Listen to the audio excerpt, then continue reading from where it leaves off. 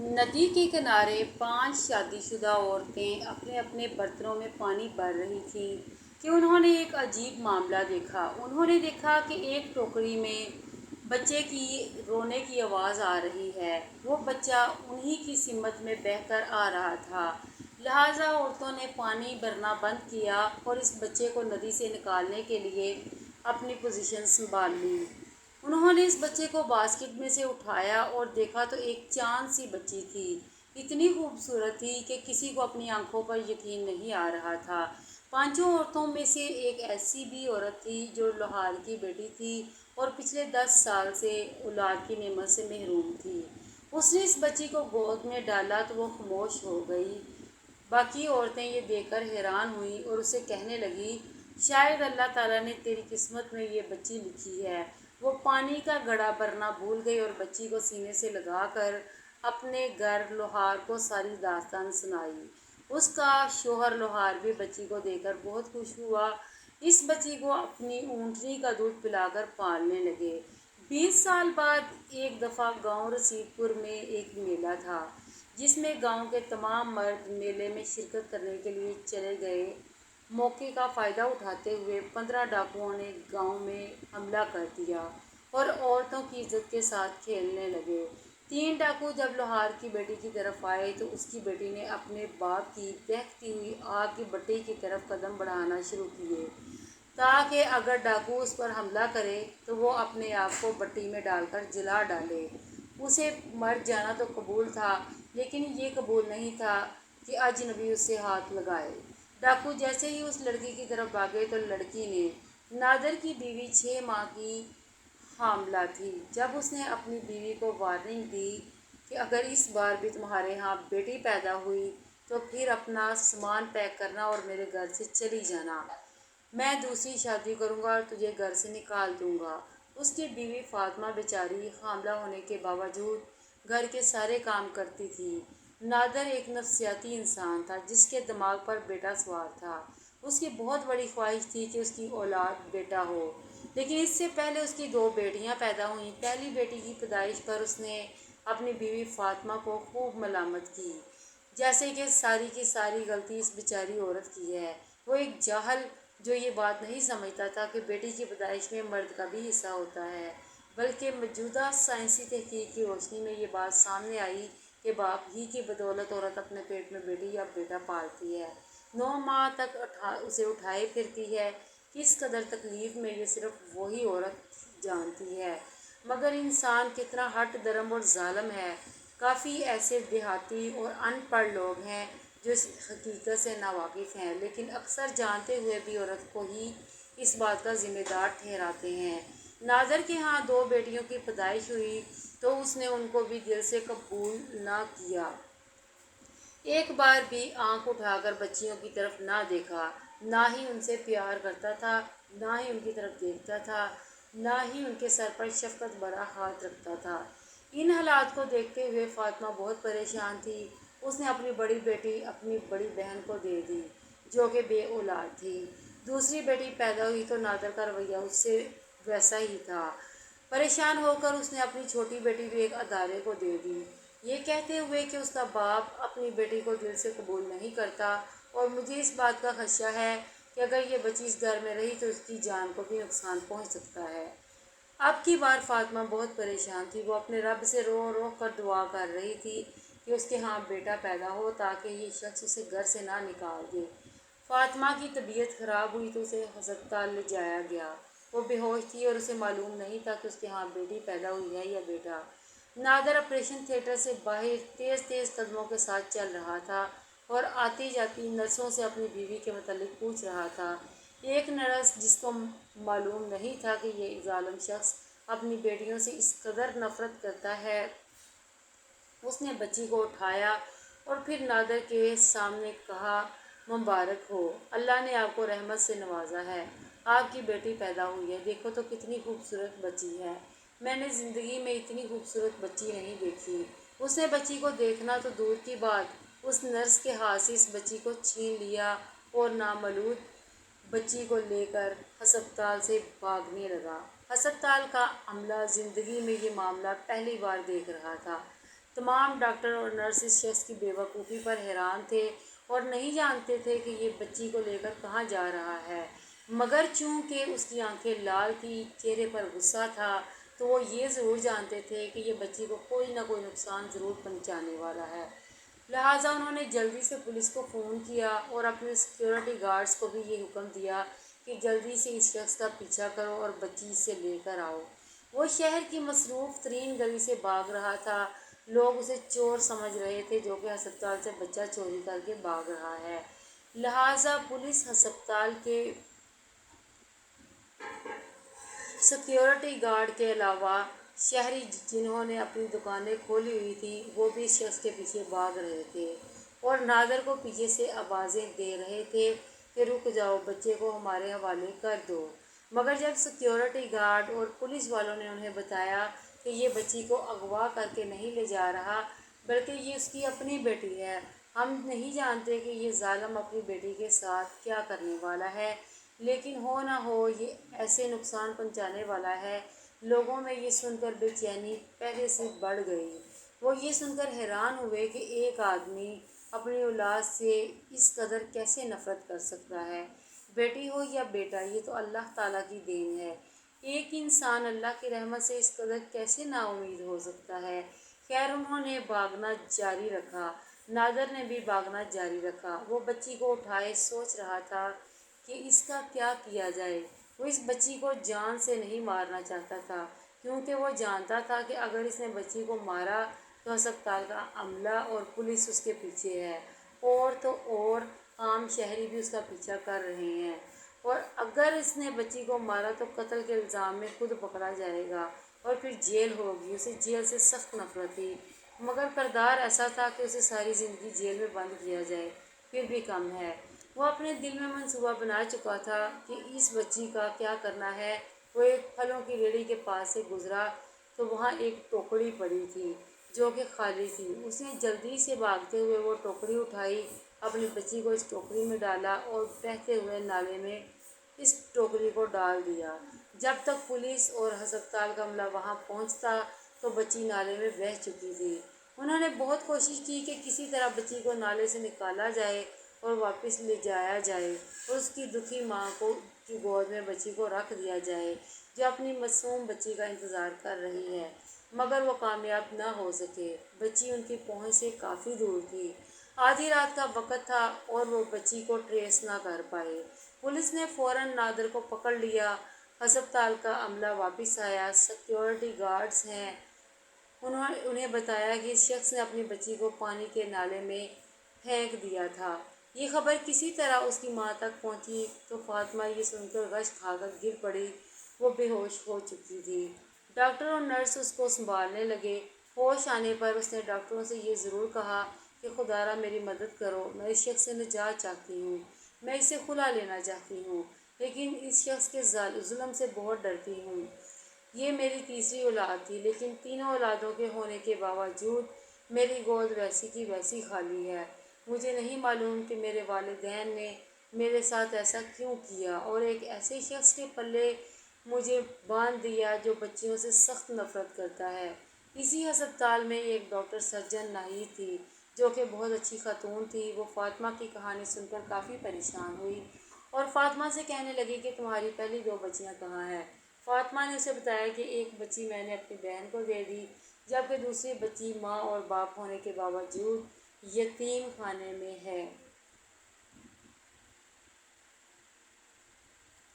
ناہید کی اپنی اولاد نہیں تھی اور اس نے فاطمہ سے کہا کہ میں وہ بچی گود لینا چاہتی ہوں، میں اسے ماں بن کر پالوں گی۔ یہ سن کر فاطمہ بہت خوش ہوئی اور اس کی تکلیف میں تھوڑی سی کمی ہوئی، لیکن پھر اپنی بچی کے بارے میں سوچ کر اس کی طبیعت خراب ہونے لگی۔ ایک ایسی بچی جس کو اس نے ابھی تک دیکھا بھی نہیں تھا، وہ اسے اچانک یوں جدا ہو گئی۔ نادر کو پولیس پکڑ کر لے گئی۔ انسپکٹر اس کے سامنے آیا اور کہا، بدبخت انسان، بتاؤ تم نے ایسا کیوں کیا؟ تم نے اپنی ہی بچی کی جان لے لی، اسے نالے میں پھینک دیا۔ اگر تم چاہتے تو اس لڑکی سے دستبردار ہو جاتے اور کسی فلاحی ادارے میں اس بچی کو دیتے، مگر تم نے تو ظلم کی تمام حدیں ہی پار کر دیں۔ وہ انسپکٹر نادر پر بہت غصہ ہوا اور اس رات اس نے نادر کو بہت مارا۔ نادر کی چیخیں پولیس اسٹیشن سے باہر بھی لوگ سن رہے تھے، مگر وہ ایسا ضدی اور ہٹ درم شخص تھا کہ بجائے اپنی غلطی پر پچھتانے کے وہ بار بار قیدیوں سے یہی کہتا کہ اس نے بالکل ٹھیک کیا ہے، ایک ایسی منحوس عورت کو گھر لے آیا جو صرف بچیاں ہی پیدا کرتی ہے۔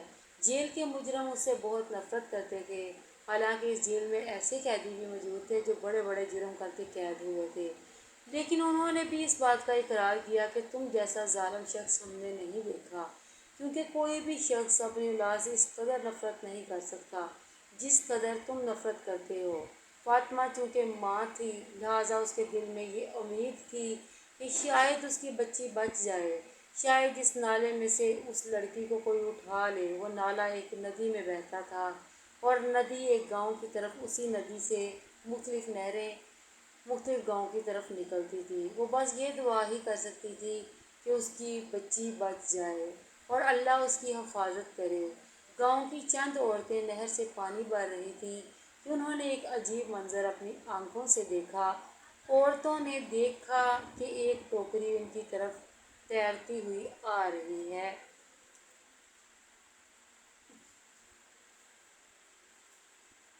لیکن ٹوکری میں سے بچے کے رونے کی آواز آ رہی ہے۔ یہ سن کر ان عورتوں کی بے چینی بڑھ گئی۔ ٹوکری ان کی طرف تیرتی ہوئی آ رہی تھی، لہٰذا انہوں نے نہر میں اپنی اپنی پوزیشن سنبھال لی۔ 5 عورتوں میں سے ایک عورت نے وہ ٹوکری اٹھائی اور اس ٹوکری میں سے دیکھا تو حیران ہوئی کہ ایک چاند سی خوبصورت بچی اس ٹوکری کے اندر موجود ہے۔ ان 5 میں سے 4 ایسی عورتیں تھیں جن کی اپنی اولاد تھی، جبکہ ایک عورت ایسی تھی جس کی شادی کو 10 سال ہو چکے تھے لیکن اس کی کوئی اولاد نہیں تھی۔ یہ لوہار کی بیوی زبیدہ تھی، جس نے بچی کو جیسے ہی اٹھایا تو اس نے رونا بند کر دیا۔ اس نے بچی کو اپنے سینے سے لگایا اور ایسا سکون محسوس کیا کہ اس سے پہلے اس سے ایسا سکون نصیب نہیں ہوا تھا۔ وہ بچی کو اپنے گھر لے آئی اور اپنے شوہر کا انتظار کرنے لگی۔ لوہار کسی کام کے سلسلے میں گاؤں سے باہر گیا ہوا تھا۔ اس گاؤں کا نام رسید پور تھا۔ لہلہاتے ہوئے کھیت تھے۔ گاؤں کے لوگ کافی خوشحال تھے کیونکہ گاؤں سے 3 نہریں نکلتی تھیں جو کہ ان کی زمینوں کو سیراب کرتی تھیں۔ رسید پور گاؤں کے لوگ اپنے آپ کو خوش نصیب سمجھتے تھے کہ ان کو کبھی بھی پانی کی قلت محسوس نہیں ہوئی۔ لوہار جیسے ہی اپنے گاؤں میں واپس آیا اور اپنے گھر میں داخل ہوا تو حیران ہوا کہ اس کی بیوی کی گود میں ایک بچی ہے۔ لوہار نے اپنی بیوی سے پوچھا کہ یہ بچی کون ہے؟ زبیدہ نے اپنے شوہر کو بتایا کہ اللہ نے ہمیں بیٹی عطا کی ہے۔ لوہار نے کہا میں آپ کی بات کا مطلب نہیں سمجھا۔ زبیدہ نے اسے ساری کہانی بیان کی کہ کس طرح وہ نہر میں پانی بھرنے گئی اور وہاں ایک ٹوکری میں تیرتی ہوئی اسے یہ بچی ملی۔ لوہار اس بچی کے قریب آیا، اس سے اٹھ کر پیار کیا اور اپنی بیوی کا شکریہ ادا کیا۔ لوہار اور اس کی بیوی بچی کو جان سے زیادہ چاہتے تھے۔ وہ ان دونوں کی آنکھوں کا تارا تھی۔ لوہار کی ایک اونٹنی تھی جس کا دودھ وہ بچی کو پلانے لگے۔ انہوں نے اس بچی کا نام آمنہ رکھا۔ آمنہ جب بڑی ہوئی تو بہت ذہین اور محنتی لڑکی ثابت ہوئی۔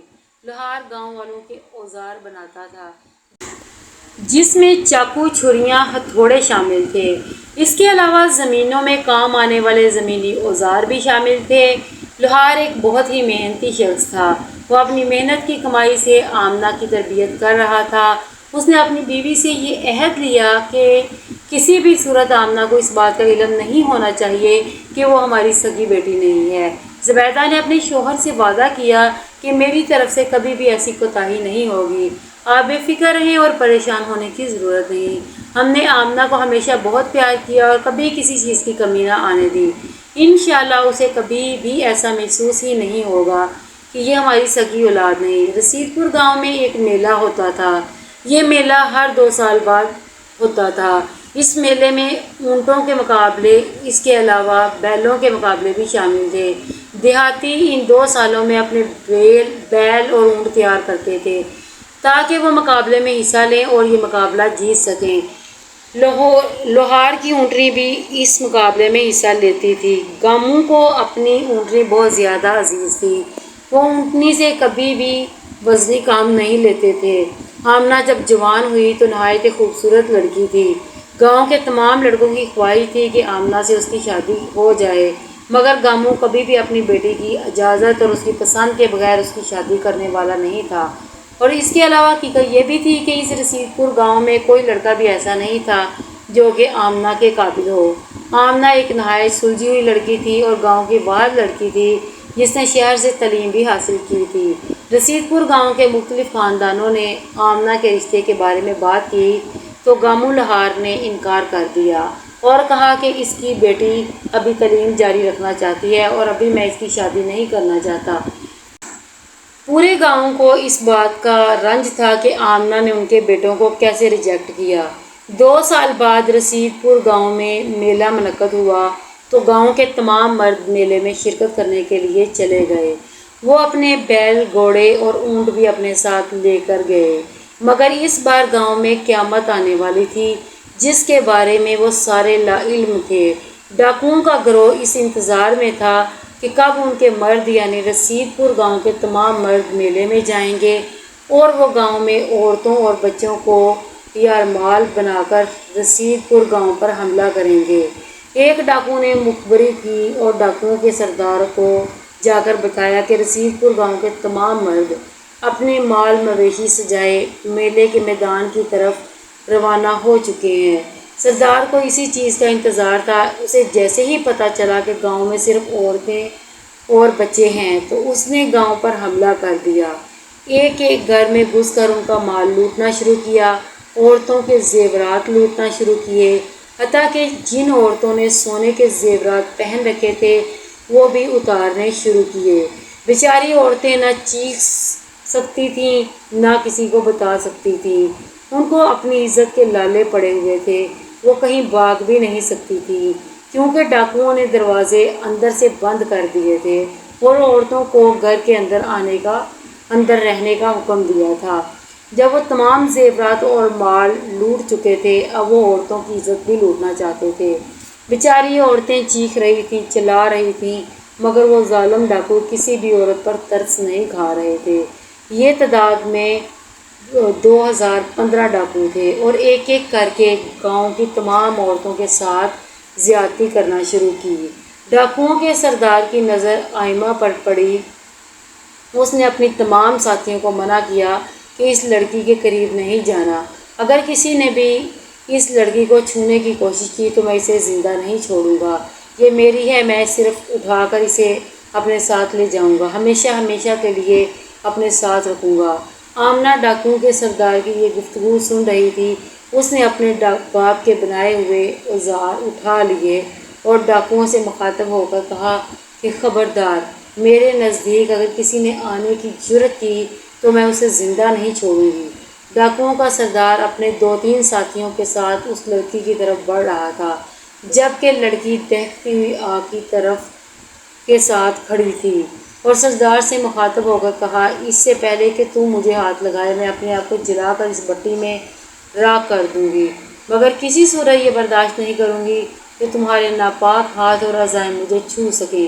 ڈاکو نے آمنہ سے کہا کہ بے وقوف مت بنو، میرے ساتھ رہو گی تو شہزادی بن کر عیش کرو گی، تمہیں کسی چیز کی کمی نہیں ہوگی۔ آمنہ نے للکار کر اس ڈاکو سے کہا کہ بکواس بند کرو اور میرے گھر سے دفع ہو جاؤ، بالکل اس گاؤں سے نکل جاؤ، تم اپنے انجام سے بے خبر ہو، مجھے ایک عورت سمجھ کر کبھی بھی کمزور مت سمجھنا۔ سردار اب وقت ضائع نہیں کرنا چاہتا تو وہ آمنہ کو پکڑنے کے لیے آگے بڑھا۔ اس نے آمنہ کو ایک دبلی پتلی اور کمزور سی لڑکی سمجھ کر پکڑنا چاہا تو آمنہ نے ایک تیز دھار آلے سے سردار کی گردن کاٹ دی اور پھر اس کے بعد جلدی سے آگ کی بٹی میں اسے دھکا دے دیا۔ سردار کے ساتھیوں نے جب یہ دہشت ناک منظر دیکھا تو خوفزدہ ہوئے اور ڈر کے مارے گاؤں سے بھاگ گئے۔ گاؤں کی عورتوں کو اس بات کا علم ہو چکا تھا کہ آمنہ نے ڈاکوؤں کے سردار کو مار کر بٹی میں ڈال دیا ہے، مگر وہ عورتیں یہ بات برداشت نہیں کر سکتی تھیں کہ ہم تو اپنی عزت نہ بچا سکیں، عزت کی حفاظت نہ کر سکیں، جبکہ ایک لڑکی نے ڈاکوؤں کے سردار کو مار دیا اور اپنی عزت پر آنچ بھی نہیں آنے دی۔ تمام عورتیں لوہار کے گھر جمع ہوئیں اور مل کر فیصلہ کیا کہ اس لڑکی کو مارنا ہوگا ورنہ ہم کسی کو منہ دکھانے کے قابل نہیں رہیں گی۔ وہ آمنہ کو مارنے کے لیے دوڑیں تو آمنہ نے انہیں بھی منع کیا کہ میرے قریب مت آنا، اگر میں ایک خطرناک ڈاکو کو مار سکتی ہوں تو تم تو صرف عورتیں ہو، مگر وہ نہ مانی، ڈنڈے اٹھا کر آمنہ پر حملے کرنے لگی۔ آمنہ نے اپنے دفاع میں اور اپنی جان بچانے کی خاطر 2 عورتوں پر تیزدار خنجر کا وار کیا۔ اس کے بعد باقی گاؤں کی عورتیں ڈر کر اپنے اپنے گھروں میں گھس گئیں۔ گاؤں کے مرد میلے سے واپس آئے تو تمام عورتوں نے چیخ کر اپنے مردوں کو بتایا کہ آمنہ نے ہمارے گاؤں کی 2 عورتوں کو قتل کیا۔ گاؤں والے تو پہلے ہی آمنہ کے خلاف تھے، لہٰذا انہوں نے پولیس کو فون کیا۔ گامو لہار کے صحن میں ہی 2 عورتوں کی لاشیں پڑی تھیں اور پولیس آمنہ کو پکڑ کر شہر روانہ ہوئی۔ تحقیق ہوئی تو آمنہ نے انسپکٹر سے یہی کہا کہ گاؤں کی عورتیں مجھے مارنے کے لیے آئی تھیں، لہٰذا میں نے اپنے دفاع میں انہیں مارا۔ انسپکٹر نے پوچھا کہ وہ تجھے کیوں مارنا چاہتی تھی؟ آمنہ نے انسپکٹر کو بتایا کیونکہ میں نے ڈاکوؤں کے سردار کو مار کر آگ کی بھٹی میں ڈال دیا تھا اور اسی سردار کے بندوں نے گاؤں کی عورتوں کا ریپ کیا تھا۔ ان سے یہ بات برداشت نہ ہوئی کہ ہم اپنی عزت کی حفاظت نہ کر پائیں، جبکہ یہ معمولی سی لڑکی، اس نے ڈاکوؤں کے سردار کو مار دیا۔ اگر آپ کو میری بات کا یقین نہیں آتا تو آپ ان گاؤں کی عورتوں کا DNA ٹیسٹ کر کے دیکھ لیں اور اس کے علاوہ آگ کی بھٹی میں دیکھیں تو جلی ہوئی لاش آپ کو مل جائے گی۔ انسپکٹر اپنے سپاہیوں کے ساتھ دوبارہ رسید پور گاؤں آیا، کافی عورتوں کو پکڑ کر اپنے ساتھ لے گیا اور لوہار کی بھٹی میں ایک جلی ہوئی لاش بھی برآمد ہوئی، جو کہ ایک خطرناک ڈاکو کی تھی اور پولیس اس ڈاکو کی تلاش میں تھی۔ پچھلے 10 سال سے وہ اس ڈاکو کو پکڑنے میں ناکام رہے تھے۔ آمنہ بے گناہ ثابت ہو چکی تھی۔ اب گامو لہار نے فیصلہ کیا کہ وہ رسید پور گاؤں کی طرف نہیں لوٹے گا۔ اس نے ہمیشہ کے لیے گاؤں کو چھوڑنے کا فیصلہ کیا۔ جب زبیدہ نے اس سے پوچھا کہ آپ اپنا وطن کیوں چھوڑ رہے ہیں، تب اس نے کہا کہ اب گاؤں والوں کے دلوں میں ہم نہیں بستے۔ میں ایسی جگہ رہنا پسند نہیں کروں گا جہاں سارے گاؤں والے میری بیٹی سے نفرت کرتے ہوں۔ گامو لہار اپنی بیوی اور آمنہ کو لے کر شہر روانہ ہوا۔ اس نے شہر میں بھی اپنا کام جاری رکھا اور ایک کرائے کے مکان میں رہنے لگا، جبکہ آمنہ نے اپنی محنت جاری رکھی اور اسے اپنی محنت کا پھل مل چکا تھا۔ وہ مقابلے کے امتحان میں اس نے انٹرویو کلیئر کیا اور ASP تعینات ہوئی، وہ بھی اسی شہر میں۔ گامو لہار کے لیے بیٹی کی کامیابی بہت بڑی بات تھی۔ اب ان کی بیٹی ایک افسر بن چکی تھی۔ لہار کی بیوی بیمار رہنے لگی تو آمنہ نے اپنی ماں کے لیے ایک ملازمہ کا بندوبست کیا جو گھر کی صفائی کرتی اور اس کے علاوہ کھانا بنا کر دیتی تھی۔ یہ ایک بوڑھی ملازمہ تھی اور اسی ملازمہ نے ایک بار زبیدہ کو بتایا تھا کہ میرے شوہر نے میری تیسری بیٹی کو پیدائش کے پہلے دن ہی نہر میں پھینک دیا تھا۔ یہ آج سے 22 سال پہلے کا واقعہ ہے۔ میں نہیں جانتی کہ میری بیٹی زندہ ہے یا مر گئی، بس اسی کی یاد میں ہر وقت تڑپتی رہتی ہوں۔ یہ سن کر زبیدہ حیران ہوئی اور اس نے لوہار کو یہ بات بتائی کہ میں سمجھتی ہوں یہی آمنہ کی حقیقی ماں ہے۔ انہوں نے ملازمہ کو بتایا کہ تمہاری بیٹی زندہ ہے، یہ آمنہ آج سے 22 سال پہلے ہی نہر سے ملی تھی۔ بس اگر اب تمہارے دل کو تسلی مل چکی ہے کہ تمہاری بیٹی زندہ ہے تو خدا را ہم بھی تمہارے سامنے ہاتھ جوڑ کر منت کرتے ہیں کہ ہم سے ہماری بیٹی جدا مت کرنا۔ فاطمہ بھلا کیسے اپنے محسنوں سے اپنی بیٹی جدا کر سکتی تھی؟ اس نے وعدہ کیا کہ آمنہ ہمیشہ آپ لوگوں کے ساتھ رہے گی کیونکہ آپ میرے محسن ہیں۔ میری بیٹی کی اتنی اچھی تربیت کی کہ وہ افسر بن گئی۔ پھر زبیدہ نے آمنہ کو بتایا کہ تمہاری حقیقی ماں یہی ملازمہ ہے۔ 22 سال بعد فاطمہ نے اپنی بیٹی کو سینے سے لگایا۔ وہ اپنی بیٹی کو گلے لگا کر بہت روئی۔ آمنہ اپنے آپ کو خوش نصیب سمجھنے لگی کہ اس کی 2 مائیں ہیں جو اسے دل و جان سے زیادہ پیار کرتی ہیں۔ فاطمہ نے اپنی بیٹی کو یہ بھی بتایا کہ جس باپ نے تمہیں نہر میں پھینکا تھا اسے نشے کی عادت ہو چکی تھی، گھر میں اکیلا پڑا رہتا تھا، کوئی بھی اس کے قریب نہیں جاتا تھا۔ بے شک جو اللہ کی نعمتوں کو ٹھکراتا ہے تو اس کا یہی حال ہوتا ہے۔ بیٹیاں تو اللہ تعالیٰ کی بہت بڑی رحمت ہوتی ہیں۔